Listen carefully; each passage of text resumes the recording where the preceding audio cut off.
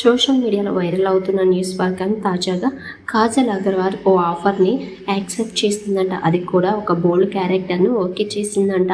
ఆ మూవీలో కాజల్ 2 నిమిషాల పాటు బెడ్ సీన్లో కూడా నటించడానికి సైన్ చేసిందట. ఆమెకు అవకాశాలు రాకపోవడంతోనే వచ్చిన అవకాశాన్ని చేజార్చుకోకూడదు అనే అభిప్రాయంతో ఆమె ఇలాంటి నిర్ణయం తీసుకుందట. కాజల్ అగర్వాల్ను చాలామంది హీరోగానే చూడాలి అనుకుంటున్నారు. కానీ కాజల్ ఇలాంటి చెత్త సినిమా ఆఫర్ని ఓకే చేయడంపై ఫ్యాన్స్ షాక్ అయిపోతున్నారు.